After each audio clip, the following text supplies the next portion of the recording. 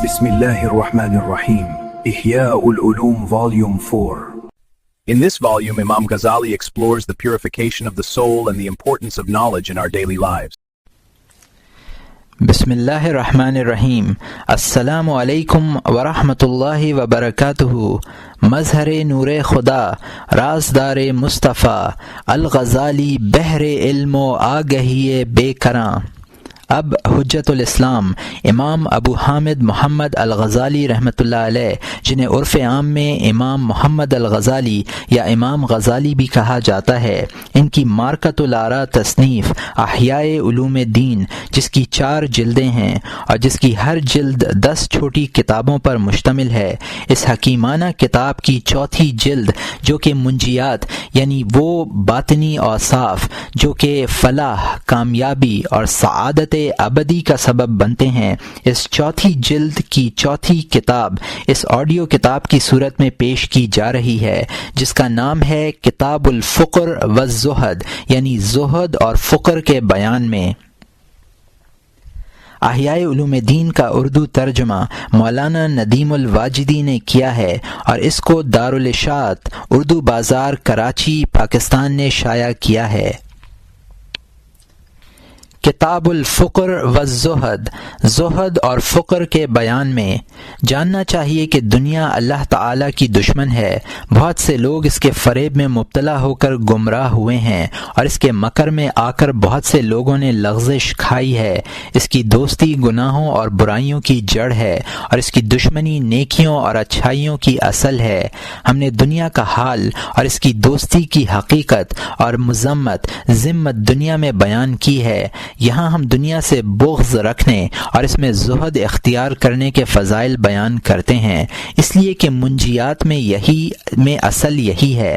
اس وقت تک نجات کی امید نہیں کی جا سکتی جب تک کہ دل بالکلیہ طور پر دنیا سے علیحدہ نہ ہو، اور دل کی دنیا سے علیحدہ ہونے کی 2 صورتیں ہیں، یا تو وہ خود آدمی سے الگ رہے، اسے فقر کہتے ہیں، یا آدمی اس سے دور رہے، اسے زہد کہتے ہیں۔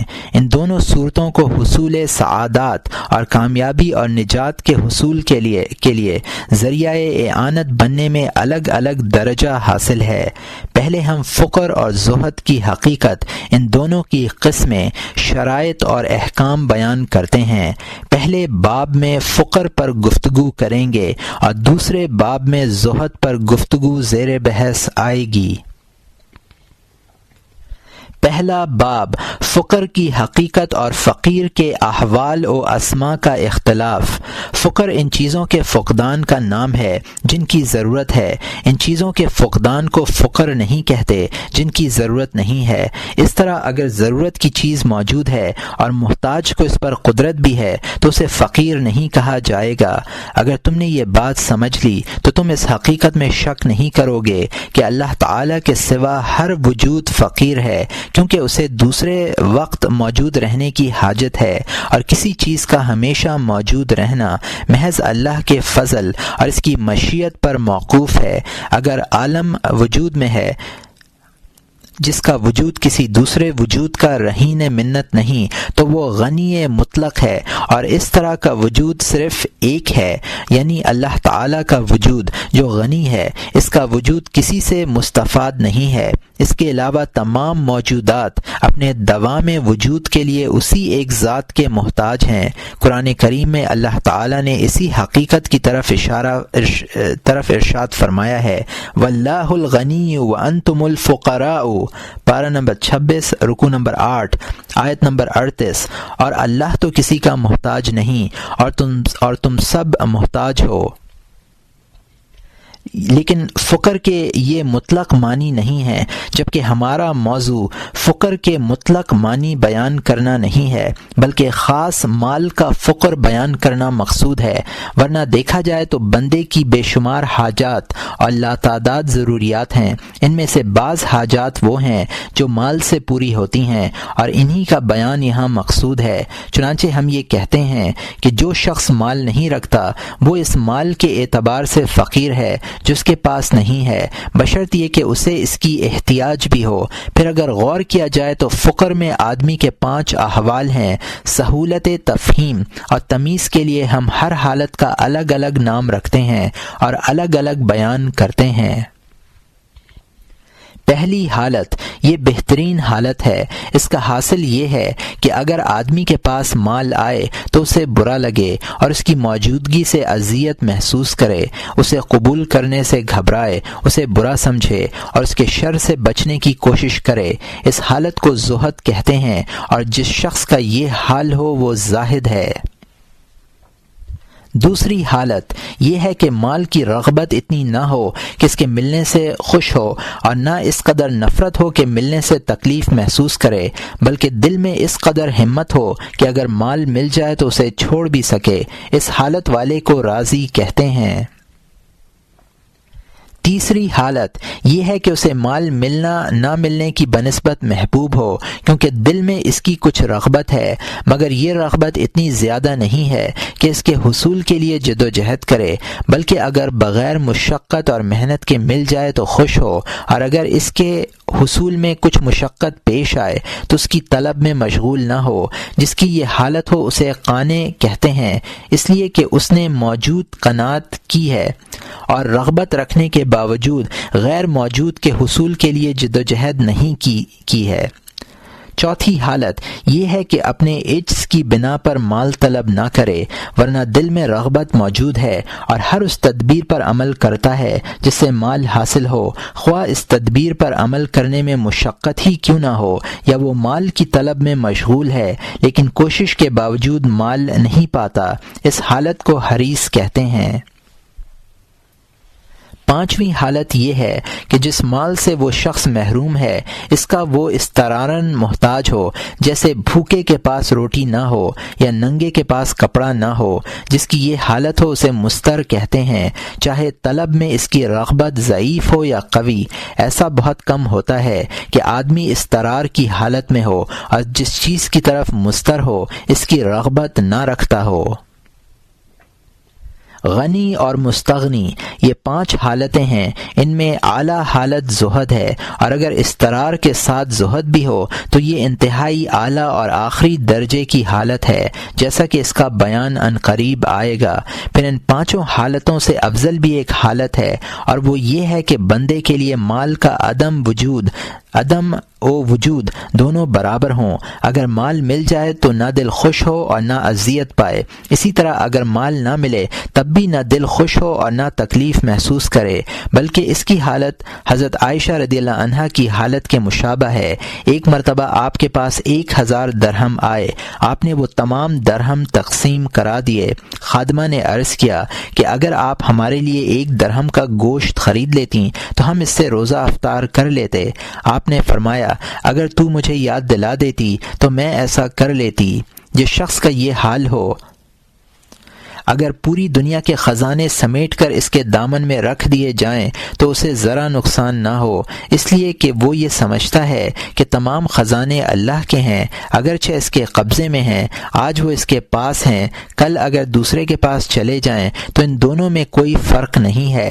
ایسے شخص کا نام مستغنی ہونا چاہیے، کیونکہ وہ مال کے وجود اور عدم دونوں سے مستغنی اور بے نیاز ہے۔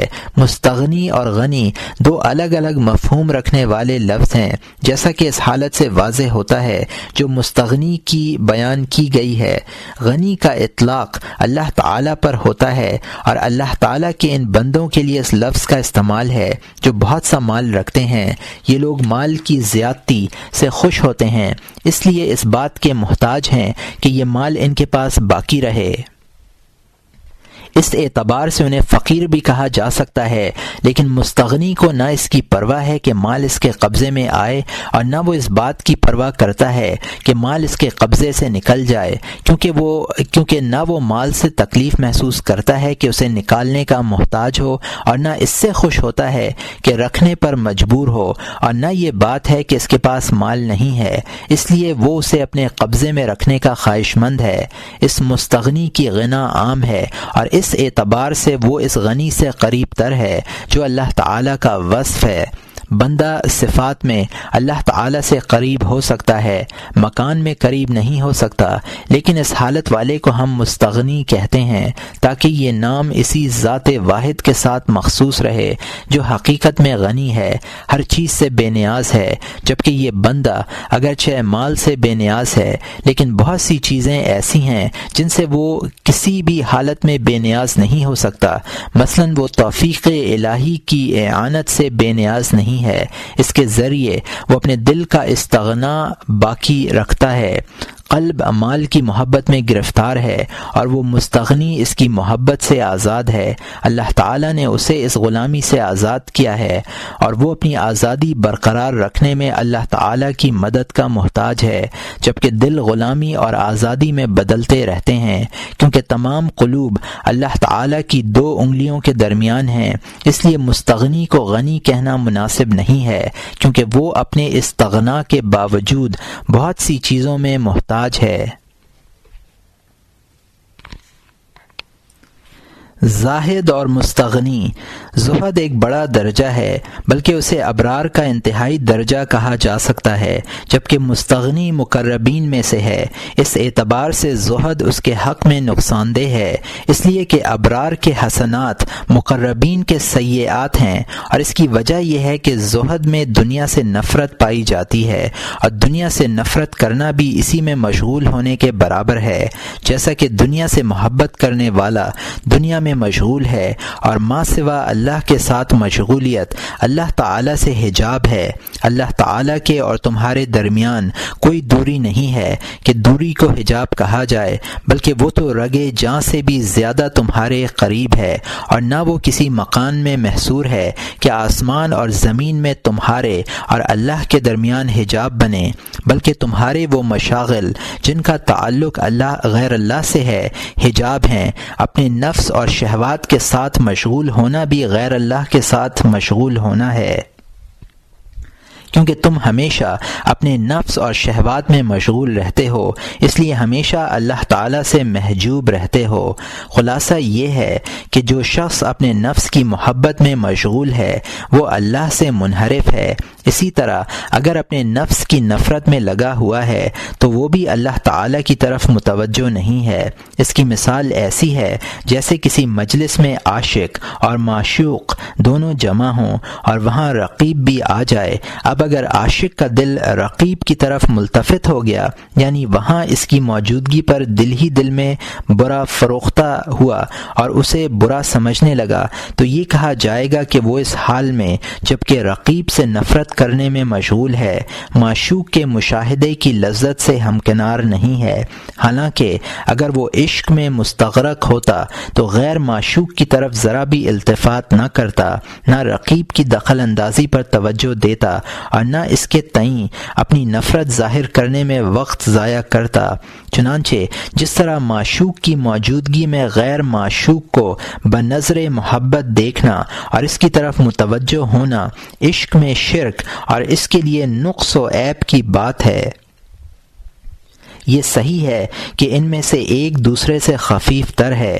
کمال یہ ہے کہ قلب غیر محبوب کی طرف نہ بغض میں متوجہ ہو اور نہ حب میں۔ جس طرح دل میں بیک وقت 2 محبتیں یکجا نہیں ہو سکتیں، اسی طرح ایک ہی وقت میں بغض اور محبت کا اجتماع بھی نہیں ہو سکتا۔ اس تفصیل کے بعد یہ وضاحت ضروری نہیں ہے کہ جو شخص بغض دنیا میں مشغول ہے وہ اللہ تعالیٰ سے غافل ہے، یعنی وہ اللہ تعالیٰ سے غافل ہے جس کے دل میں دنیا کی محبت ہو۔ تاہم جو شخص دنیا کی محبت میں مشغول ہے وہ اپنی غفلت میں بعد کے راستے پر گامزن ہے، اور جو شخص اس سے نفرت کرتا ہے وہ اپنی غفلت میں قرب کے راستے پر چل رہا ہے۔ اس لیے کہ اس شخص کے حق میں یہ امید کی جا سکتی ہے کہ دنیا سے نفرت کی صورت میں جو غفلت اس کے دل میں ہے وہ زائل ہو جائے گی اور شہود کی کیفیت پیدا ہو جائے گی اور درجہ کمال حاصل کر لے گا، کیونکہ دنیا سے نفرت کا عمل ایک ایسی سواری ہے جو اللہ تعالی تک پہنچاتی ہے۔ دنیا سے محبت کرنے والوں اور نفرت کرنے والوں کی مثال ایسی ہے جیسے 2 مسافر حج کے راستے میں ہوں اور اپنے جانوروں پر سواری کرنے اور ان کا دانہ پانی کرنے میں مشغول ہوں، لیکن ایک کا رخ کعبے کی طرف ہو اور دوسرا مخالف سمت میں چل رہا ہو، یہ دونوں مسافر اس اعتبار سے کعبہ مکرمہ سے محجوب ہیں کہ غیر کعبہ یعنی سواری کی نگہداشت اور اس کے دانہ پانی میں لگے ہوئے ہیں، لیکن اس شخص کا حال اچھا ہے جس کا رخ کعبہ کی سمت ہے، کیونکہ وہ اپنی غفلت کے باوجود کعبے سے قریب ہو رہا ہے اور توقع کی جا سکتی ہے کہ وہ کسی نہ کسی دن منزل مقصود پر پہنچ جائے گا، مگر اس شخص سے بہتر نہیں ہے جو کعبے میں معتکف ہے اور اسی میں رہ رہا ہے، کبھی باہر نہیں نکلتا کہ سواری پر سوار ہونے اور اس کی خبر گیری کرنے کی نوبت پیش آئے۔ اس لیے تمہیں یہ گمان نہ کرنا چاہیے کہ بغض دنیا مقصود ہے، بلکہ دنیا اللہ تعالی سے روکنے والی ہے، اور اس تک پہنچنا اس وقت ممکن نہیں ہے جب تک یہ رکاوٹ دور نہ ہو جائے۔ اسی لیے ابو سلیمان دارانی رحمۃ اللہ علیہ فرماتے ہیں، جو شخص دنیا میں زہد کرتا ہے اور اسی پر اکتفا کرتا ہے، وہ گویا جلد از جلد راحت پانے کا طالب ہے۔ اسے دنیا میں زہد کرنے کے بعد آخرت میں بھی تو مشغول ہونا چاہیے، آخری منزل تو یہی ہے۔ اسی طرح ابو سلیمان دارانی رحمۃ اللہ علیہ نے بتلایا ہے کہ آخرت کے راستے پر چلنے کا مرحلہ زہد کے بعد ہے، جس طرح حج کے راستے پر چلنا الگ ہے اور حج کے موانع کا ازالہ الگ ہے۔ بہرحال اگر زہد فی دنیا سے یہ مراد لیا جائے کہ نہ دنیا کے وجود سے رغبت ہو اور نہ اس کے عدم سے، تو یہ غایت کمال ہے، اور اگر اس سے مراد یہ لیا جائے کہ دنیا کے عدم کی رغبت ہو تو یہ راضی، قانع اور حریص کی بنسبت کمال ہے اور مستغنی کی بنسبت نقص ہے۔ بلکہ مال کے سلسلے میں درجہ کمال یہ ہے کہ تمہارے نزدیک مال اور ماء یعنی پانی دونوں برابر ہیں۔ اگر تم سمندر کے کنارے پر ہو تو تمہیں پانی کی کثرت سے کوئی نقصان نہیں ہوتا۔ اسی طرح اگر تمہاری پیاس وغیرہ کی ضرورتیں پوری ہوتی رہیں تو پانی کی قلت تمہارے لیے مضر نہیں ہے۔ جس طرح تم بقدر ضرورت پانی کی احتیاج رکھتے ہو، اسی طرح بقدر ضرورت مال کے بھی محتاج ہو۔ چنانچہ جس طرح تم بہت سا پانی دیکھ کر راہ فرار اختیار نہیں کرتے، بلکہ یہ کہتے ہو کہ میں خود بھی اس میں ضرورت کے بقدر استعمال کروں گا اور اللہ کے بندوں کو بھی پلاؤں گا، اسی طرح مال کا حال بھی ہونا چاہیے، اس لیے کہ روٹی اور پانی دونوں ضرورت کے اعتبار سے ایک ہیں، فرق صرف ایک کی قلت اور دوسرے کی کثرت کا ہے۔ جب بندہ اللہ تعالیٰ کو پہچان لیتا ہے اور عالم کے سلسلے میں اس کی تدبیروں کا علم حاصل کر لیتا ہے تو یہ بات بھی جان لیتا ہے کہ جس طرح اسے ضرورت کے بقدر پانی ملتا ہے، اسی طرح زندگی بھر ضرورت کے مطابق روٹی ملتی رہے گی، جیسا کہ عنقریب توکل کے ابواب میں یہ بحث آئے گی۔ احمد ابن ابی الحواری کہتے ہیں کہ میں نے ابو سلیمان دارانی سے کہا کہ مالک ابن دینار نے مغیرہ سے کہا کہ گھر میں جا کر وہ کوزہ لے لو جو تم نے مجھے ہدیہ میں دیا تھا، اس لیے کہ شیطان میرے دل میں یہ وسوسہ ڈالتا ہے کہ چور لے لے گا۔ ابو سلیمان نے کہا کہ یہ صوفیہ کے دلوں کا ضعف ہے، اگر کوئی شخص یہ کوزہ لے جاتا تو انہیں پرواہ نہ ہونی چاہیے تھی، گویا دل میں یہ خیال آنا بھی برا ہے کہ گھر میں کوزہ موجود ہے، اور اس کی طرف التفات بھی ضعف اور نقصان کا باعث ہے۔ اب اگر تم یہ سوال کرو کہ انبیاء اور اولیاء مال سے کیوں بھاگتے تھے اور اس سے نفرت کیوں کرتے تھے، تو ہم یہ کہیں گے کہ مال سے ان کا فرار ایسا تھا جیسا پانی سے فرار، یعنی ضرورت سے زائد نہیں لیتے تھے، اور جو باقی بچتا تھا اسے مشکیزوں اور برتنوں میں جمع نہیں کرتے تھے اس خیال سے کہ بعد میں کام آئے گا، بلکہ محتاجین کے لیے نہروں، کنووں اور تالابوں میں چھوڑ دیا کرتے تھے، اس لیے نہیں کہ ان کے دل پانی کی محبت یا نفرت میں مشغول تھے۔ دنیا کے خزانے سرکار دو عالم صلی اللہ علیہ وسلم اور آپ کے دونوں اجل صحابہ حضرت ابو بکر الصدیق رضی اللہ عنہ اور حضرت عمر رضی اللہ عنہ کے پاس آئے۔ آپ نے وہ خزانے لیے، جہاں ان کی ضرورت تھی وہاں خرچ کر دیے۔ آپ حضرات نے ان سے راہ فرار اختیار نہیں کی، اس لیے کہ ان کے نزدیک مال اور پانی، سونا اور پتھر دونوں برابر تھے۔ ان حضرات سے کوئی مخالفت بھی منقول نہیں ہے۔ جن لوگوں نے منع کیا ہے انہیں یہ خوف تھا کہ اگر انہوں نے مال لیا تو وہ فریب کا شکار ہو جائیں گے، مال ان کے دل کو اپنا قیدی بنا لے گا اور وہ شہوات میں مبتلا ہو جائیں گے۔ لیکن یہ ضعفاء کا حال ہے اور ان کے حق میں مال سے نفرت کرنا اور اس سے دور بھاگنا ہی کمال ہے۔ تمام مخلوق کا یہی حکم ہے، صرف انبیاء اور اولیاء اس سے مستثنی ہیں۔ اگر کسی ایسے قوی شخص سے جو درجہ کمال کو پہنچا ہوا ہو یہ منقول ہو کہ وہ مال سے بھاگا تھا یا اس سے نفرت کی تھی تو یہ کہا جائے گا کہ اس نے ضعفاء کے درجے پر اتر کر ایسا کیا ہوگا تاکہ لوگ ترک میں اس کی اقتدا کریں۔ اگر اخذ میں اس کی اقتدا کریں گے تو ہلاک ہو جائیں گے، اگرچہ وہ خود محفوظ رہے گا۔ یہ ایسا ہی ہے جیسے کوئی سپیرا اپنے بچوں کے سامنے سانپ پکڑنے سے باز رہے۔ وہ ان کی موجودگی میں سانپ نہیں پکڑتا، اس لیے نہیں کہ اس میں کچھ ضعف ہے یا وہ سانپ پکڑنے پر قدرت نہیں رکھتا، لیکن وہ یہ جانتا ہے کہ اگر میں نے سانپ پکڑا اور بچوں نے دیکھ لیا تو وہ بھی پکڑیں گے اور ہلاک ہو جائیں گے۔ انبیاء اور اولیاء بھی ضعفاء کے سامنے انہی احکام پر عمل کرتے ہیں جن کے وہ پابند ہیں تاکہ ان کی اقتدا کریں، اور جو چیز خود ان کے ساتھ مخصوص ہیں ان پر عوام الناس کی موجودگی میں عمل نہیں کرتے۔ اس تفصیل سے تم یہ بات جان گئے ہوگے کہ کل 6 مراتب ہیں جن میں سب سے اعلیٰ مرتبہ مستغنی کا ہے، پھر زاہد کا ہے، پھر راضی کا ہے، اس کے بعد قانع کا ہے، آخر میں حریص ہے۔ جہاں تک مستر کا سوال ہے اس کے حق میں زہد، رضا اور قناعت کا تصور کیا جا سکتا ہے، اور اسی اعتبار سے اس کا درجہ بھی مختلف ہوتا ہے۔ البتہ فقیر کا اطلاق ان 5 مراتب کے لوگوں پر ہو سکتا ہے۔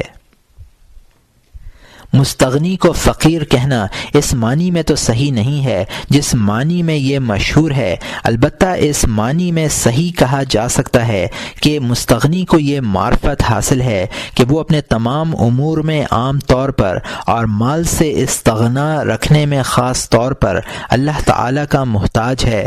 مستغنی کو فقیر کہنا ایسا ہی ہے جیسے کسی ایسے شخص کو جو اپنے نفس کے لیے عبودیت کا معترف ہو عبد کہہ دیا جائے، اگرچہ بندے کا لفظ تمام مخلوق کے لیے عام ہے مگر ایسے شخص پر اس کا اطلاق غافلوں کی بنسبت زیادہ مناسب ہے۔ جو خود اپنے فقر و احتیاج کی معرفت رکھتا ہو وہ اس لفظ کا زیادہ مستحق ہے۔ گویا لفظ فقیر ان دونوں معنوں میں مشترک ہے، اور اگر تم یہ بات جان گئے کہ لفظ فقیر دونوں معنوں میں مشترک ہے تو تمہیں یہ بات سمجھنے میں بھی کوئی دشواری نہ ہوگی کہ ایک مرتبہ سرکار دو عالم صلی اللہ علیہ وآلہ وسلم نے فقر کے سلسلے میں یہ ارشاد فرمایا، اللہم انی اعوذ بک من الفقر کاد الفقر ان یکون کفرا۔ اے اللہ میں فقر سے تیری پناہ مانگتا ہوں، قریب ہے کہ فقر کفر ہو جائے۔ اور دوسری طرف سرکار دو عالم صلی اللہ علیہ وآلہ وسلم نے یہ ارشاد فرمایا، اللہم احیینی مسکینا و امتنی مسکینا۔ یہ ترمذی کی حدیث ہے جس کو انس رضی اللہ عنہ نے روایت کیا ہے، اے اللہ مجھے مسکین بنا کر زندہ رکھ اور مسکینی کی حالت میں موت دے۔ یہ دونوں روایات ایک دوسرے سے متصادم نہیں ہیں کیونکہ پہلی دونوں روایتوں میں مسترکہ فقر مراد ہے، اس سے آپ نے پناہ مانگی ہے، اور آخری روایت میں وہ فقر مراد ہے جس کے معنی ہے اپنی مسکنت، ذلت اور احتیاج کا اعتراف۔ فقر کے فضائل قرآن کریم کی متعدد آیات سے فقر کی فضیلت ثابت ہے۔ مثلا للفقراء المہاجرین الذین اخرجوا من دیارہم واموالہم یبتغون فضلا من اللہ ورضوانا وینصرون اللہ ورسولہ۔ پارہ نمبر 28 رکوع نمبر 4 آیت نمبر 8۔ ان حاجت مند مہاجرین کا حق ہے جو اپنے گھروں سے اور اپنے مالوں سے جدا کر دیے گئے، وہ اللہ کے فضل اور رضامندی کے طالب ہیں اور وہ اللہ اور اس کے رسول کے دین کی مدد کرتے ہیں۔ للفقراء الذین احصروا فی سبیل اللہ لا یستطیعون ضربا فی الارض۔ پارہ نمبر 3 رکوع نمبر 5 آیت نمبر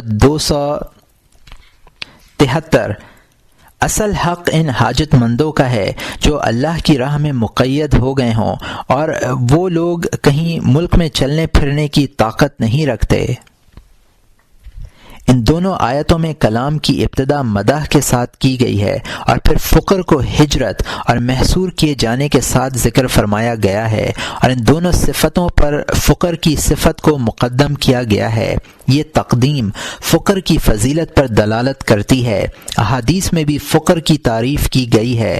حضرت عبداللہ ابن عمر رضی اللہ عنہ فرماتے ہیں کہ سرکار دو عالم صلی اللہ علیہ وسلم نے صحابہ کرام سے دریافت کیا کہ لوگوں میں کون زیادہ اچھا ہے؟ صحابہ نے عرض کیا، وہ مالدار شخص جو اپنے نفس اور مال میں اللہ تعالی کا حق ادا کرتا ہو۔ آپ نے ارشاد فرمایا، یہ شخص بھی اچھا ہے، لیکن میں جس شخص کے متعلق دریافت کر رہا ہوں وہ یہ نہیں ہے۔ صحابہ نے عرض کیا، یا رسول اللہ، پھر کون شخص بہتر ہے؟ فرمایا، فقیر یؤتی جہدہ۔ یہ ابو منصور ویلمی کی حدیث ہے، وہ فقیر جو اپنی محنت کی چیز دے۔ ایک مرتبہ سرکار دو عالم صلی اللہ علیہ وسلم نے حضرت بلال رضی اللہ عنہ سے ارشاد فرمایا، الق اللہ فقیرا ولا تلبقہ غنیا۔ اور یہ حاکم کی حدیث ہے جس کو بلال رضی اللہ عنہ نے روایت کیا ہے، اللہ تعالی سے فقیر ہو کر مل، غنی ہو کر نہ مل۔ ایک حدیث میں ارشاد فرمایا، ان اللہ یحب الفقیر المتعفف ابا العیالی۔ یہ ابن ماجہ کی حدیث ہے جس کو عمران ابن حسین رضی اللہ عنہ نے روایت کیا ہے، اللہ تعالی سوال نہ کرنے والے عیالدار تنگ دست کو محبوب رکھتا ہے۔ ایک مشہور روایت میں وارد ہے، فرمایا، یدخل فقراء امت الجنت قبل اغنیائهم ب500 عام۔ یہ ترمذی کی حدیث ہے جس کو ابو ہریرہ رضی اللہ عنہ نے روایت کیا ہے، میری امت کے فقراء اغنیاء سے 500 برس پہلے جنت میں جائیں گے۔ ایک روایت میں 40 خریفن کے الفاظ ہیں جن سے معلوم ہوتا ہے کہ حریص فقیر حریص غنی کے مقابلے میں 40 برس پہلے جنت میں داخل ہوگا، اور یہ مسلم کی حدیث ہے جس کو عبداللہ ابن عمر رضی اللہ عنہ نے روایت کیا ہے، اور پہلی روایت کا مفہوم یہ ہے کہ فقیر زاہد غنی راغب کی بنسبت 500 برس پہلے جنت میں داخل ہوگا۔ اس سے پہلے ہم نے فقر کے درجات کا اختلاف بیان کیا ہے، اس سے تم نے یہ بات جان لی ہوگی کہ فقراء کے درجات میں تفاوت ہے، اور گویا فقیر حریص کا درجہ فقیر زاہد کے مقابلے میں 12.5 درجے کم ہے۔ 40 کو 500 سے یہی نسبت ہے۔ یہاں یہ بات ذہن میں رہنی چاہیے کہ آپ نے مقدار کی تحدید فرمائی ہے، یہ تحدید ایسی نہیں ہے کہ اتفاقاً زبان سے نکل گئی ہو اور حقیقت میں اس کا کوئی وجود نہ ہو، بلکہ آپ تو ہر بات میں حق کا اظہار فرماتے تھے۔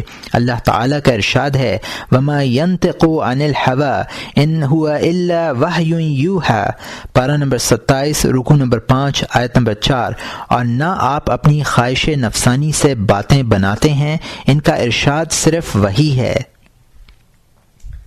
درجات فقر کے اختلاف میں اس یقین و تقدیر کی مثال ایسی ہے جیسے رویائے صالحہ کے باب میں ہے۔ آپ نے ارشاد فرمایا، الرؤیا الصالحۃ جزء من 46 جزءا من النبوہ۔ یہ بخاری کی حدیث ہے جس کو ابو سعید رضی اللہ عنہ نے روایت کیا ہے، سچا خواب نبوت کا 46واں حصہ ہے۔ یہ ایک صحیح اور واقعی تقدیر ہے، لیکن سرکار دو عالم صلی اللہ علیہ وسلم کے علاوہ کسی اور شخص کے لیے اتنی گنجائش نہیں ہے کہ وہ اس نسبت کی علت جان لے۔ محض اندازے سے کچھ کہہ سکتا ہے جس کا صحیح ہونا ضروری نہیں ہے۔ نبوت اس امر کا نام ہے جو صرف نبی کے ساتھ مخصوص ہے، اور اسی اختصاص کی بنا پر نبی اپنے علاوہ دوسرے لوگوں سے مختلف اور ممتاز رہے۔ نبی کو بہت ممتاز ہے، نبی کو بہت سی خصوصیات حاصل ہوتی ہیں، جن میں سے ایک یہ ہے کہ وہ ان امور کے حقائق سے واقف ہوتا ہے۔ جو اللہ تعالیٰ کی ذات و صفات، ملائکہ اور آخرت سے متعلق ہیں، یہ واقفیت ایسی نہیں ہوتی جیسی دوسروں کی ہوتی ہے، بلکہ معلومات کی کثرت، تحقیق، یقین اور کشف کی زیادتی کے اعتبار سے نبی کی معرفت عام لوگوں کی معرفت سے مختلف ہوتی ہے۔ نبی کی دوسری خصوصیت یہ ہے کہ اس کے نفس میں ایک صفت ہوتی ہے جس سے خارق عادات اعمال ظہور پذیر ہوتے ہیں۔ جیسے ہمارے لیے ایک صفت ہے جس سے وہ حرکات سرزد ہوتی ہیں جو ہمارے ارادے اور اختیار سے، جسے قدرت بھی کہہ سکتے ہیں، متعلق ہیں، اگرچہ قدرت اور مقدور دونوں کا تعلق اللہ تعالی سے ہے۔ تیسری خصوصیت یہ ہے کہ نبی کو ایک ایسی صفت حاصل ہے جس کے ذریعے وہ ملائکہ کو دیکھتا ہے اور ان کا مشاہدہ کرتا ہے، جیسے بینائی رکھنے والے شخص میں ایک ایسی صفت ہے جو نابینا نہیں ہے، اور وہ یہ ہے کہ بینا آدمی محسوسات کو دیکھ لیتا ہے۔ اور نبی کی چوتھی خصوصیت یہ ہے کہ اسے ایک صفت حاصل ہے جس کے ذریعے وہ غیب کے واقعات کا مشاہدہ کر لیتا ہے، خواہ بیداری کے عالم میں یا نیند کے دوران۔ اس صفت کے ذریعے وہ لوح محفوظ کا مشاہدہ کرتا ہے اور غیب کی جو باتیں اس میں درج ہیں انہیں پڑھ لیتا ہے۔ یہ وہ صفات اور کمالات ہیں جن کا انبیاء کے لیے ثابت ہونا ظاہر ہے، اور یہ بھی واضح ہے کہ ان میں سے ہر صفت کی متعدد قسمیں ہو سکتی ہیں، بلکہ یہ ممکن ہے کہ ہم ان تمام خصوصیات کو 40، 50 یا 60 قسموں میں تقسیم کر دیں، بلکہ تکلف سے کام لیں تو یہ قسمیں 46 بھی ہو سکتی ہیں، اور اس صورت میں یہ ثابت کیا جا سکتا ہے کہ رویائے صالحہ نبوت کا 46واں حصہ ہیں۔ لیکن کیونکہ یہ تقسیم صرف ظن اور تخمین سے ہو سکتی ہے، اس لیے یقین کے ساتھ یہ بات نہیں کہی جا سکتی کہ سرکار دو عالم صلی اللہ علیہ وسلم نے بھی رویائے صالحہ کو نبوت کا 46واں حصہ اسی تقسیم کی روح سے قرار دیا ہے۔ البتہ ہم ان صفات کلیہ سے واقف ہیں جن سے نبوت مکمل ہوتی ہے، اور اس تقسیم کی اصل سے بھی واقف ہیں، لیکن اس سے یہ معلوم نہیں ہو سکتا کہ مخصوص مقدار مقرر کرنے کی وجہ کیا ہے۔ اسی طرح ہم یہ بات جانتے ہیں کہ فقراء کے بہت سے درجے ہیں، لیکن یہ بات نہیں جانتے کہ فقیر زاہد فقیر حریص کے مقابلے میں 40 برس پہلے اور فقیر غنی کے مقابلے میں 500 برس پہلے جنت میں جائے گا۔ اس کی علت کیا ہے؟ اس کا صحیح جواب صرف انبیاء علیہم الصلاۃ والسلام ہی دے سکتے ہیں۔ انبیاء کے علاوہ اگر کوئی شخص کچھ کہے گا تو وہ محض اندازے سے کہے گا جس پر پورے طور پر اعتماد نہیں کیا جا سکتا۔ یہ جملہ معترضہ ہم نے اس لیے بیان کیا ہے کہ ان تقدیرات کو بعض ضعیف الاعتقاد لوگ یہ نہ سمجھ بیٹھیں کہ نبی اکرم صلی اللہ علیہ وسلم نے محض اتفاقاً یہ بات کہہ دی ہے، حالانکہ محض اتفاقی طور پر کوئی بات کہہ دینا منصب نبوت کے شایان شان نہیں ہے۔ اب پھر ہم روایات نقل کرتے ہیں۔ سرکار دو عالم صلی اللہ علیہ وسلم نے ارشاد فرمایا، خیر هذه الامتی فقراؤها واسراؤها ندجعا فی الجنت ضعفاؤها۔ اس امت کے بہترین لوگ اس کے فقراء ہیں، اور جنت میں جل تر لوٹ لگانے والے اس امت کے کمزور لوگ ہیں۔ ایک جگہ ارشاد فرمایا، ان لی حرفتین اثنتین فمن احبہما فقد احبنی ومن ابغضہما فقد ابغضنی الفقر والجہاد۔ میرے دو پیشے ہیں، جس نے انہیں پسند کیا اس نے مجھے پسند کیا، اور جس نے انہیں ناپسند کیا اس نے مجھے ناپسند کیا، فقر اور جہاد۔ ایک روایت میں ہے کہ حضرت جبرائیل علیہ السلام سرکار دو عالم صلی اللہ علیہ وسلم کی خدمت میں حاضر ہوئے اور آپ کو اللہ تعالیٰ کا یہ پیغام پہنچایا کہ اے محمد صلی اللہ علیہ وسلم، اللہ تعالیٰ آپ کو سلام کہتے ہیں اور فرماتے ہیں، کیا تم یہ چاہتے ہو کہ میں پہاڑوں کو سونے کا بنا دوں؟ جہاں تم رہو یہ پہاڑ وہاں رہا کریں۔ سرکار دو عالم صلی اللہ علیہ وسلم نے سر جھکا لیا۔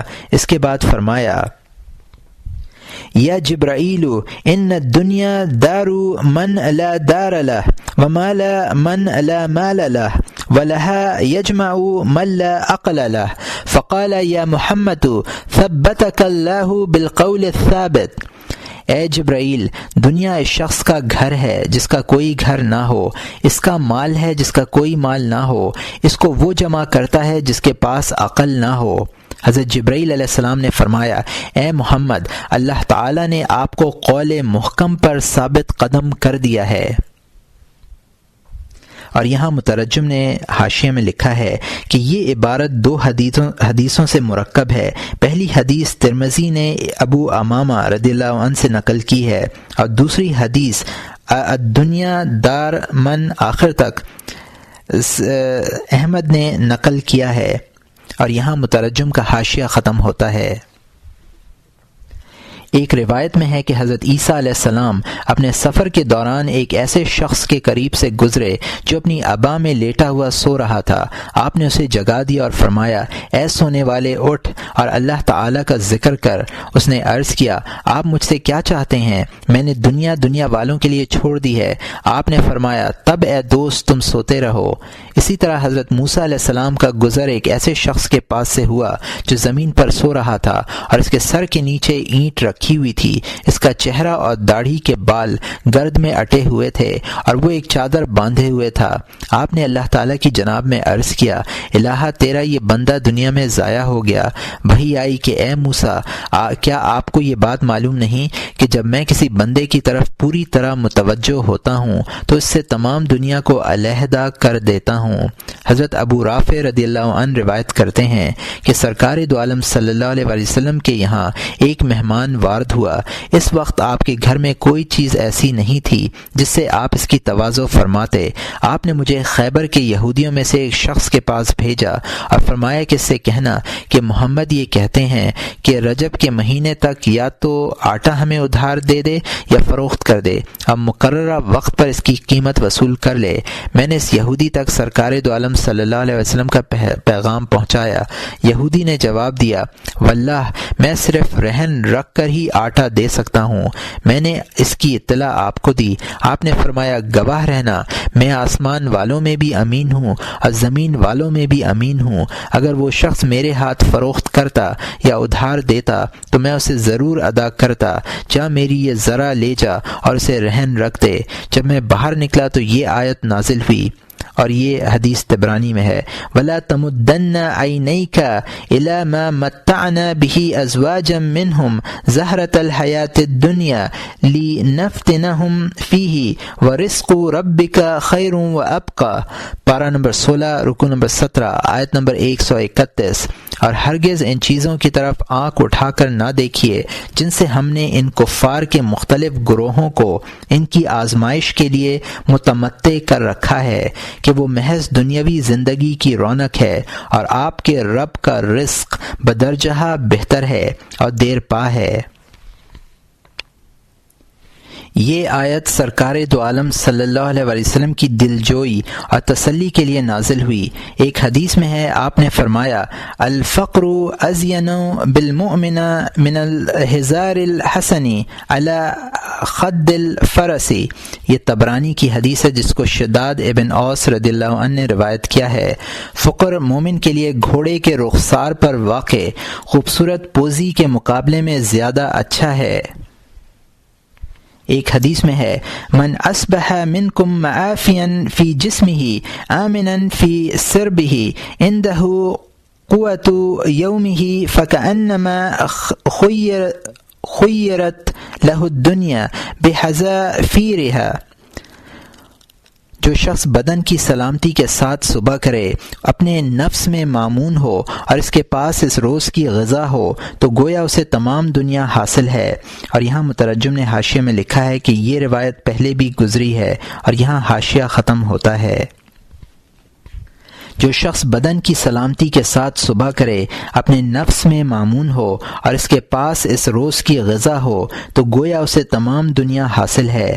حضرت کعب الاحبار فرماتے ہیں کہ اللہ تعالیٰ نے حضرت موسیٰ علیہ السلام سے فرمایا، اے موسیٰ، جب تم فقر کو آتا ہوا دیکھو تو یہ کہو کہ صلحاء کے شعار کی آمد خوب ہے۔ عطا خراسانی بیان کرتے ہیں کہ ایک پیغمبر کسی دریا کے کنارے تشریف فرما تھے کہ ایک شخص آیا اور بسم اللہ کہہ کر دریا میں جال پھینکا مگر کچھ ہاتھ نہ آیا۔ اتنے میں دوسرا شخص آیا، اس نے بھی بسم اللہ کہہ کر جال ڈالا، اس جال میں اس قدر مچھلیاں آئیں کہ جال نکالنا مشکل ہو گیا۔ پیغمبر نے باری تعالیٰ کے جناب میں عرض کیا، الہا یہ فرق کیوں ہے؟ میں جانتا ہوں کہ یہ سب کچھ تیرے قبضہ قدرت میں ہے۔ اللہ تعالیٰ نے ملائکہ سے فرمایا، میرے بندے پر ان دونوں کے احوال منکشف کرو۔ جب انہوں نے دیکھا کہ جس شخص کا جال خالی تھا اس کے لیے کس قدر کرامتیں اور عظمتیں ہیں اور جس کا جال مچھلیوں سے لبریز تھا اس کے لیے کس قدر ذلتیں اور رسوائیاں ہیں، تو فرمایا اب میں مطمئن ہوں۔ سرکار دو عالم صلی اللہ علیہ وسلم کا ارشاد ہے کہ میں نے جنت میں جھانکا تو یہ دیکھا کہ اس کے اکثر رہنے والے مالدار اور عورتیں ہیں۔ یہ احمد کی حدیث ہے جس کو عبداللہ ابن عمر رضی اللہ عنہ نے روایت کیا ہے۔ ایک روایت میں ہے کہ میں نے پوچھا کہ مالدار کہاں ہیں؟ ارشاد ہوا کہ مالداری نے انہیں جنت سے روک دیا ہے۔ ایک حدیث میں ہے کہ دوزخ میں اکثر عورتیں ہوں گی۔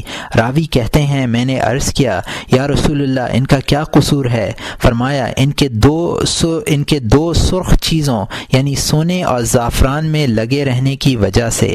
اور یہاں مترجم نے حاشیے میں لکھا ہے کہ یہ روایت کتاب النکاح میں گزری ہے اور یہاں مترجم کا حاشیہ ختم ہوتا ہے۔ ایک حدیث میں ہے تحفۃ المؤمن فی الدنیا الفقر، یہ ابو منصور ویلمی کی حدیث ہے جس کو معاذ ابن جبل رضی اللہ عنہ نے روایت کیا ہے۔ دنیا میں مومن کا تحفہ فقر ہے۔ ایک روایت میں ہے کہ انبیاء کرام علیہم السلام میں حضرت سلیمان علیہ السلام اپنی سلطنت کی بنا پر سب کے بعد جنت میں جائیں گے، اور صحابہ کرام میں حضرت عبد الرحمن ابن عوف رضی اللہ عنہ اپنی مالداری کی وجہ سے سب کے بعد جنت میں داخل ہوں گے۔ اور یہاں مترجم نے حاشیے میں لکھا ہے کہ یہ روایت پہلے گزر چکی ہے اور یہاں حاشیہ ختم ہوتا ہے۔ ایک حدیث میں ہے آپ صلی اللہ علیہ وسلم نے ارشاد فرمایا کہ میں نے دیکھا کہ عبد الرحمن ابن عوف گھسٹ گھسٹ کے جنت میں داخل ہو رہے ہیں۔ اور یہاں مترجم نے حاشیے میں لکھا ہے کہ یہ روایت پہلے گزر چکی ہے اور یہاں مترجم کا حاشیہ ختم ہوتا ہے۔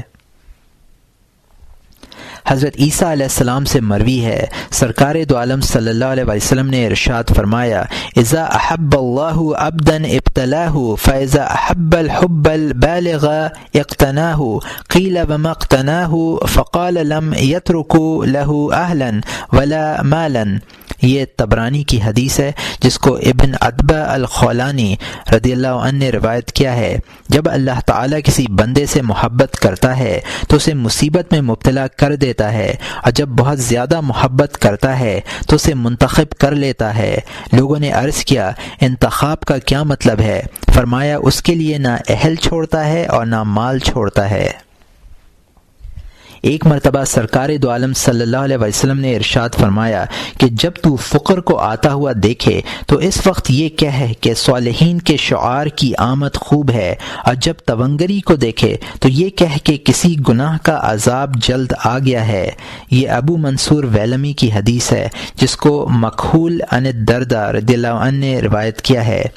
حضرت موسیٰ علیہ السلام نے اللہ تعالیٰ کی بارگاہ میں عرض کیا، یا اللہ مخلوق میں کون لوگ تیرے دوست ہیں؟ اگر مجھے ان کا علم ہو جائے تو تیری رضا کی خاطر میں بھی انہیں دوست رکھوں۔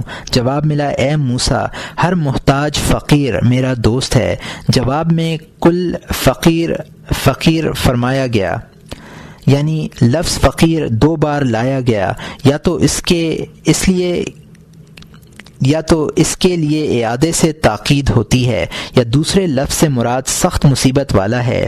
حضرت عیسیٰ علیہ السلام ارشاد فرماتے ہیں کہ میں مسکنت پسند کرتا ہوں اور دولت کو برا جانتا ہوں۔ ان کے نزدیک بہترین بات یہ تھی کہ کوئی انہیں یا مسکین کہہ کر آواز دے۔ ایک مرتبہ عرب کے سرداروں اور دولت مندوں نے سرکار دو عالم صلی اللہ علیہ وسلم کی خدمت میں عرض کیا کہ آپ ایک دن ہمارے لیے متعین فرمائیں اور ایک دن دوسروں کے لیے۔ اس دن وہ آپ کی خدمت میں حاضر ہوں گے، ہم نہیں آئیں گے، اور دوسرے دن ہم حاضر ہوں گے، وہ لوگ نہیں آئیں گے۔ دوسرے لوگوں سے ان کی مراد حضرت بلال، سلیمان، صہیب، ابو ذر، خباب ابن الارت، عمار ابن یاسر، ابو ہریرہ اور دوسرے تنگ دست اصحاب صفہ رضوان اللہ علیہم اجمعین سے تھی۔ اور جن لوگوں نے یہ درخواست کی تھی ان میں اقرا ابن حابس تمیمی، عینیہ ابن حسن الحسن الغزاری، عباس ابن مرداس سلمی وغیرہ تھے۔ ان لوگوں نے الگ الگ دنوں کی تعیین اس لیے کرانی چاہی تھی کہ یہ غریب اور مفلس صحابہ اون کا لباس پہنا کرتے تھے، اور گرمی کی شدت کی وجہ سے جو پسینہ ان کے جسموں سے بہا کرتا تھا وہ اونی کپڑوں میں جذب ہو جایا کرتا تھا، اور اس سے جسم میں بدبو ہو جاتی تھی، اور یہ بات ان مالدار لوگوں کے لیے تکلیف دہ تھی۔ سرکار دو عالم صلی اللہ علیہ وسلم نے ان کی درخواست قبول فرمائی اور وعدہ کیا کہ وہ دونوں طبقوں کا اجتماع ایک دن نہیں کریں گے۔ اس پر یہ آیت کریمہ نازل ہوئی، وَاصْبِرْ نَفْسَكَ مَعَ الَّذِينَ يَدْعُونَ رَبَّهُمْ بِالْغَدَاةِ وَالْعَشِيِّ يُرِيدُونَ وَجْهَهُ وَلَا تَعْدُ عَيْنَاكَ عَنْهُمْ تُرِيدُ زِينَةَ الْحَيَاةِ الدُّنْيَا وَلَا تُطِعْ مَنْ أَغْفَلْنَا قَلْبَهُ عَنْ ذِكْرِنَا۔ پارہ نمبر 15، رکوع نمبر 16، آیت نمبر 28۔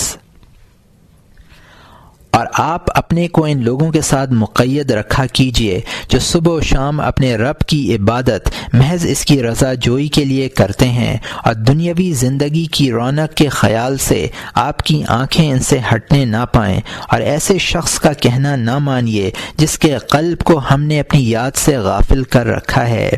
الحیات الدنیا سے مالداری مراد ہے، اور جن لوگوں کے دلوں پر غفلت کا پردہ ڈالا گیا ہے وہ مالدار ہیں۔ ایک جگہ ارشاد فرمایا، وَقُلِ الْحَقُّ مِن رَبِّكُمْ فَمَن شَاءَ فَلْيُؤْمِن وَمَن شَاءَ فَلْيَكْفُرْ۔ پارہ نمبر 15، رکوع نمبر 16، آیت نمبر 29۔ اور آپ کہہ دیجئے کہ یہ دین حق تمہارے رب کی طرف سے آیا ہے، سو جس کا جی چاہے ایمان لائے اور جس کا جی چاہے کافر رہے۔ ایک مرتبہ عبداللہ ابن ام مکتوم رضی اللہ عنہ نے آپ کی خدمت میں باریابی کی اجازت چاہی۔ اس وقت آپ کے پاس اشراف قریش میں سے ایک شخص بیٹھا ہوا تھا۔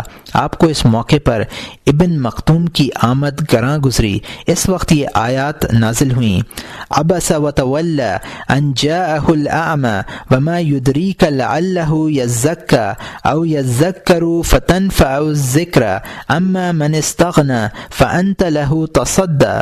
پارہ نمبر 30، رکوع نمبر 5، آیت نمبر 1 سے 6 تک۔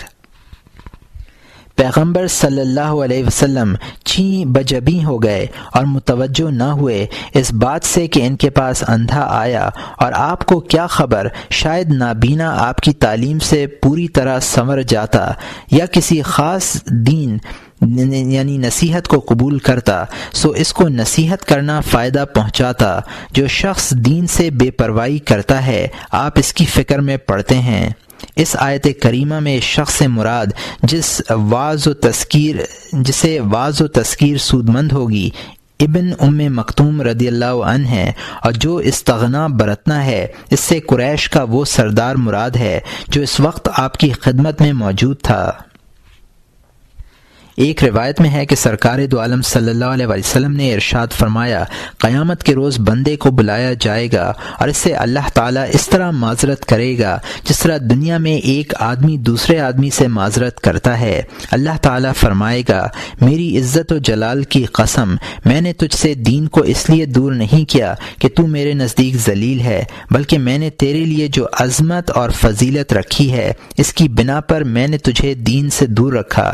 اے بندے، اب تو ان صفوں میں جا اور اس شخص کو پہچان جس نے تجھے محض میری رضا کی خاطر کھلایا یا پلایا ہو یا کپڑے پہنائے ہوں، اور اس کا ہاتھ پکڑ کر میں نے تجھے اس کا اختیار دیا، اس کا ہاتھ پکڑ لے، میں نے تجھے اس کا اختیار دیا۔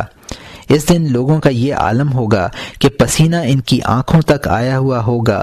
وہ شخص ان صفوں کے درمیان جائے گا اور اس شخص کو تلاش کرے گا جس نے اس کے ساتھ یہ سلوک کیا ہوگا اور اسے جنت میں لے جائے گا۔ یہ ابو شیخ کی حدیث ہے جس کو ابن انس رضی اللہ عنہ نے روایت کیا ہے۔ سرکار دو عالم صلی اللہ علیہ وسلم نے ارشاد فرمایا، فقیروں کو اچھی طرح پہچان لو اور ان سے زیادہ نعمتیں حاصل کرو، اس لیے کہ ان کے پاس بڑی دولت ہے۔ لوگوں نے عرض کیا، رسول اللہ ان کے پاس کون سی دولت ہے؟ فرمایا، قیامت کے دن ان سے کہا جائے گا کہ ان لوگوں کو تلاش کر لیں جنہوں نے تمہیں روٹی کا ایک ٹکڑا کھلایا ہو یا پانی کا ایک گھونٹ پلایا ہو یا لباس پہنایا ہو، اور ان کا ہاتھ پکڑ کر جنت میں لے جاؤ۔ یہ ابو نعیم فی الحلیہ کی حدیث ہے جس کو حسین ابن علی رضی اللہ عنہ نے روایت کیا ہے۔ سرکار دو عالم صلی اللہ علیہ وسلم ارشاد فرماتے ہیں کہ میں جنت میں داخل ہوا تو میں نے اپنے سامنے پاؤں کی آہٹ محسوس کی۔ میں نے دیکھا کہ بلال چلے جاتے ہیں۔ پھر میں نے جنت کے اعلیٰ حصے پر نظر ڈالی تو وہاں میری امت کے فقراء اور بچے نظر آئے، اور نیچے دیکھا تو مالدار عورتیں نظر آئیں جن کی تعداد کم تھی۔ میں نے عرض کیا، یا اللہ ان کی تعداد کم کیوں ہے؟ فرمایا کہ عورتوں کو دو سرخ چیزوں سونے اور ریشم نے جنت سے روک دیا ہے، اور مالداروں کو حساب کتاب کی طوالت نے نہیں آنے دیا ہے۔ میں نے اپنے اصحاب پر نظر ڈالی تو عبد الرحمن ابن عوف نہیں ملے۔ پھر وہ میرے پاس روتے ہوئے آئے۔ میں نے ان سے پوچھا کہ تم مجھ سے پیچھے کیوں رہ گئے تھے؟ انہوں نے کہا، یا رسول اللہ میں آپ کے پاس اس وقت تک نہیں پہنچا جب تک میں نے تمام مشیات طے نہ کر لیں۔ میں یہ سمجھ رہا تھا کہ شاید آپ کی زیارت نہیں کر پاؤں گا۔ میں نے پوچھا، ایسا کیوں؟ انہوں نے کہا کہ میرے مال کا حساب لیا جا رہا تھا، اور یہ طبرانی کی حدیث ہے جس کو ابو امامہ رضی اللہ عنہ نے روایت کیا ہے۔ غور کیجئے، حضرت عبد الرحمن ابن عوف السابقون الاولون میں سے ہیں اور ان 10 صحابہ کرام میں شامل ہیں جن کے بارے میں یہ بشارت دنیا ہی میں سنا دی گئی کہ یہ حضرات یقینی طور پر جنتی ہیں، اور یہ ابو داؤد، ترمذی، نسائی اور ابن ماجہ کی حدیث ہے جس کو سعید ابن زید رضی اللہ عنہ نے روایت کیا ہے، اور ان کا شمار مالداروں کے اس گروہ میں ہوتا ہے جس کے متعلق سرکار دو عالم صلی اللہ علیہ وسلم کا یہ ارشاد گرامی منقول ہے، الا من قال بالمال هكذا وهكذا، یعنی جو اللہ کی راہ میں زیادہ سے زیادہ مال دیا کرتے تھے۔ یہ بخاری و مسلم کی حدیث ہے جس کو ابو ذر رضی اللہ عنہ نے روایت کیا ہے۔ اس کے باوجود انہوں نے مالداری کی بنا پر یہ نقصان اٹھایا کہ تمام صحابہ کرام کے بعد حساب کے مراحل سے گزر کر جنت میں داخل ہوئے۔ ایک مرتبہ سرکار دو عالم صلی اللہ علیہ وسلم ایک فقیر کے پاس تشریف لے گئے۔ اس کے پاس کچھ نہ تھا۔ آپ نے فرمایا، اگر اس کا نور تمام زمین والوں کو تقسیم کر دیا جائے تو سب منور ہو جائیں، اور یہاں مترجم نے حاشیے میں لکھا ہے کہ مجھے یہ روایت نہیں ملی، اور یہاں مترجم کا حاشیہ ختم ہوتا ہے۔ ایک حدیث میں ہے، سرکار دو عالم صلی اللہ علیہ وسلم نے صحابہ کرام سے فرمایا، کیا میں تمہیں جنت کے بادشاہوں کی خبر نہ دوں؟ صحابہ نے عرض کیا، کیوں نہیں یا رسول اللہ، ضرور بتلائیں۔ فرمایا، ہر وہ ضعیف شخص جسے لوگ بھی ضعیف سمجھیں، غبار آلود، پریشان حال، 2 چادریں رکھنے والا، جس کی لوگوں کے نزدیک کوئی قیمت نہ ہو، اگر وہ اللہ کی قسم کھا لے تو اللہ تعالیٰ اس کی قسم ضرور پوری کرے۔ یہ بخاری و مسلم کی حدیث ہے جس کو جاریہ ابن وہب رضی اللہ عنہ نے روایت کیا ہے۔ حضرت عمران ابن حسین فرماتے ہیں کہ سرکار دو عالم صلی اللہ علیہ وسلم کے یہاں میری بڑی قدر و منزلت تھی۔ ایک مرتبہ آپ نے مجھ سے فرمایا کہ اے عمران، ہم تیری عزت کرتے ہیں اور قدر کرتے ہیں، کیا تو فاطمہ بنت رسول اللہ صلی اللہ علیہ وسلم کی عیادت کے لیے چل سکتا ہے؟ میں نے عرض کیا، یا رسول اللہ، میرے ماں باپ آپ پر فدا ہوں، میں ضرور چلوں گا۔ چنانچہ آپ کھڑے ہوئے، میں بھی آپ کے ہمراہ چلا، یہاں تک کہ آپ نے حضرت فاطمہ کے دروازے پر پہنچ کر دستک دی اور سلام کیا اور اندر آنے کی اجازت چاہی۔ حضرت فاطمہ رضی اللہ عنہا نے عرض کیا، رسول اللہ تشریف لائیں۔ آپ نے دریافت کیا، میں اور جو شخص میرے ساتھ آیا ہے دونوں آئیں؟ حضرت حضرت فاطمہ رضی اللہ عنہا نے پوچھا یا رسول اللہ آپ کے ساتھ کون ہے؟ آپ نے جواب دیا عمران۔ حضرت فاطمہ رضی اللہ عنہا نے عرض کیا اس ذات کی قسم جس نے آپ کو حق کے ساتھ نبی بنا کر مبعوث کیا، میرے بدن پر صرف ایک عبا ہے۔ آپ نے ہاتھ سے اشارہ کر کے فرمایا کہ اس کو اس طرح بدن پر لپیٹ لو۔ حضرت فاطمہ رضی اللہ عنہا نے عرض کیا میں نے اپنا جسم ڈھانپ لیا ہے لیکن اپنا سر کیسے چھپاؤں؟ آپ کے پاس ایک پرانی چادر تھی، آپ نے وہ چادر ان کی طرف پھینکی اور فرمایا اسے اپنے سر پر لپیٹ لو۔ اس کے بعد حضرت فاطمہ رضی اللہ عنہا نے اندر آنے کی اجازت دی۔ آپ اندر تشریف لے گئے، سلام کیا اور ان کی مزاج پرسی کی۔ حضرت فاطمہ رضی اللہ عنہا نے عرض کیا بخدا میں بھوکی ہوں اور اس پر متضاد یہ حالت ہے، میرے پاس کھانے کے لیے کچھ نہیں ہے، بھوک نے مجھے پریشان کر رکھا ہے۔ یہ سن کر سرکار دو عالم صلی اللہ علیہ وسلم رونے لگے اور فرمایا اے بیٹی گھبرا مت، خدا کی قسم میں نے 3 دن سے کھانا نہیں چکھا، حالانکہ میں اللہ کے نزدیک تجھ سے زیادہ مکرم ہوں۔ اگر میں اپنے رب سے سوال کرتا تو وہ مجھے ضرور کھانا کھلاتا، مگر میں نے آخرت کو ترجیح دی ہے۔ پھر آپ نے اپنا دست مبارک حضرت فاطمہ کے شانے پر مارا اور فرمایا تجھے خوشخبری ہو کہ تو جنت کی عورتوں کی سردار ہے۔ انہوں نے عرض کیا فرعون کی بیوی آسیہ اور عمران کی بیٹی مریم کا درجہ کہاں ہے؟ آپ نے فرمایا آسیہ اپنے زمانے کی عورتوں کی سردار ہوگی، مریم اپنے زمانے کی عورتوں کی سردار ہوں گی اور تو اپنے زمانے کی عورتوں کی سردار ہوگی۔ تم جنت کے ایسے مکانوں میں رہو گی جو زبرجد اور یاقوت سے بنے ہوئے ہوں گے، نہ ان میں کسی طرح کی تکلیف ہوگی نہ شور ہوگا۔ پھر فرمایا اپنے چچا کے بیٹے پر قانے رہ، بخدا میں نے تیرا نکاح ایسے شخص سے کیا ہے جو دنیا میں بھی سردار ہے اور آخرت میں بھی سردار ہے۔ اور یہاں مترجم نے حاشیہ میں لکھا ہے کہ یہ روایت پہلے گزر چکی ہے اور یہاں حاشیہ ختم ہوتا ہے۔ حضرت علی کرم اللہ وجہہ فرماتے ہیں کہ جب لوگ اپنے فقیروں کو برا جاننے لگیں گے، دنیا کی امارت ظاہر کرنے لگیں گے اور درہم جمع کرنے میں منہمک ہو جائیں گے تو اللہ تعالیٰ انہیں 4 خصلتوں کا نشانہ بنا دے گا: قحط، بادشاہ کی طرف سے ظلم، حکام کی طرف سے خیانت اور دشمنی کا زور۔ اور یہ ابو منصور ویلمی کی حدیث ہے۔ حضرت ابو درداء فرماتے ہیں کہ 2 درہم والا 1 درہم والے کی بنسبت سخت روکا جائے گا یا اس سے سختی کے ساتھ حساب لیا جائے گا۔ حضرت عمر رضی اللہ عنہ نے سعید ابن عامر کے پاس 1000 دینار بھیجے، وہ کبیدہ خاطر اور غمگین گھر میں داخل ہوئے۔ ان کی اہلیہ نے دریافت کیا کیا کوئی نئی بات پیش آئی ہے؟ انہوں نے جواب دیا اس سے بھی بڑھ کر ایک واقعہ ہے۔ پھر آپ نے فرمایا ذرا اپنا پرانا دوپٹہ دینا۔ اہلیہ نے اپنا دوپٹہ دے دیا۔ آپ نے اس کے ٹکڑے ٹکڑے کیے، ان کی تھیلیاں بنائیں اور ان تھیلیوں میں درہم بھر کر تقسیم کر دیے۔ پھر نماز کے لیے کھڑے ہو گئے اور صبح تک روتے رہے۔ اس کے بعد فرمایا کہ میں نے سرکار دو عالم صلی اللہ علیہ وسلم سے سنا ہے کہ میری امت کے فقراء مالداروں سے 500 برس پہلے جنت میں جائیں گے، یہاں تک کہ اگر کوئی مالدار فقراء کی جماعت میں گھس جائے تو اس کا ہاتھ پکڑ کر نکال دیا جائے گا۔ حضرت ابو ہریرہ رضی اللہ عنہ فرماتے ہیں کہ 3 آدمی جنت میں بلا حساب داخل ہوں گے۔ ایک وہ شخص جو اپنے کپڑے دھونا چاہے تو اس کے پاس کوئی پرانا لباس نہ ہو جسے پہن کر دھو سکے۔ دوسرا وہ شخص جو اپنے چولہے پر بیک وقت 2 دیگچیاں نہ چڑھائے۔ تیسرا وہ شخص جو پانی طلب کرے تو اس سے یہ نہ پوچھا جائے کہ وہ کس قسم کا پانی چاہتا ہے، یعنی کھانے پینے کی اشیاء میں اس کے یہاں تنوع اور کثرت نہ ہو۔ روایت ہے کہ ایک شخص حضرت سفیان ثوری کے مجلس میں آیا، آپ نے اس سے فرمایا قریبا اگر تو مالدار ہوتا تو میں تجھے ہرگز اپنے قریب نہ بلاتا۔ ان کے رفقا میں سے وہ حضرات جو صاحب ثروت تھے یہ تمنا کرتے تھے کہ کاش وہ غریب ہوتے، کیونکہ آپ فقراء کو اپنے قریب بٹھایا کرتے تھے اور عمرہ سے اعراض کرتے تھے۔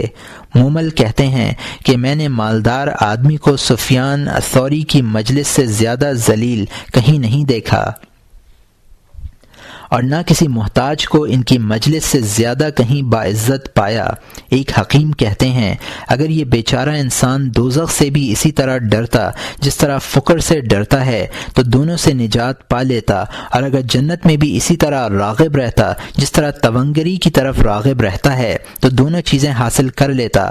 اگر باطن میں اللہ تعالیٰ سے اس طرح ڈرتا جس طرح ظاہر میں اس کی مخلوق سے ڈرتا ہے تو دونوں جہانوں کی سعادتیں سمیٹتا۔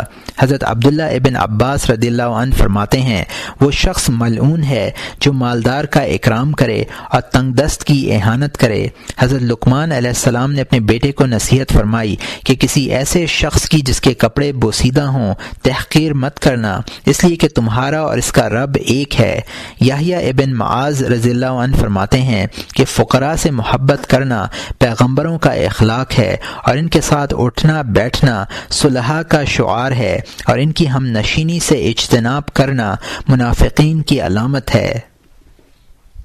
پچھلی آسمانی کتابوں سے نقل کیا گیا ہے کہ اللہ تعالیٰ نے اپنے کسی پیغمبر پر وحی بھیجی کہ اس بات سے ڈر کہ میں تجھ سے ناراض ہوں، پھر تو میری نگاہ سے گر جائے اور میں تجھ پر دنیا انڈیل دوں۔ حضرت عائشہ رضی اللہ عنہا ایک دن میں ہزار درہم خیرات کر دیتی تھیں، اور یہ درہم ان کی خدمت میں حضرت معاویہ اور ابو عامر وغیرہ بھیجا کرتے تھے، اور میں تجھ پر دنیا انڈیل دوں۔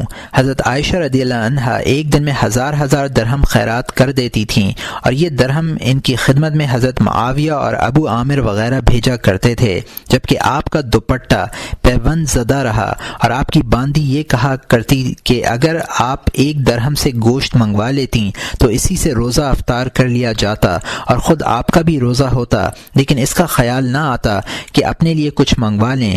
باندی کی توجہ دلانے پر ارشاد فرماتی کہ اگر تو یاد دلا دیتی تو میں ایسا کر لیتی۔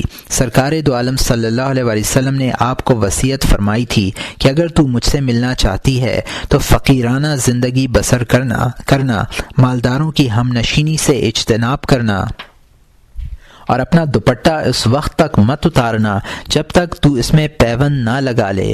یہ ترمذی کی حدیث ہے۔ ایک شخص 10,000 درہم لے کر حضرت ابراہیم ابن ادہم کی خدمت میں حاضر ہوا۔ آپ نے یہ مال قبول کرنے سے انکار کر دیا۔ اس شخص نے اصرار کیا۔ حضرت ابراہیم نے اس سے پوچھا کیا تو میرا نام فقراء کی فہرست سے نکلوانا چاہتا ہے؟ میں ایسا ہرگز نہیں ہونے دوں گا۔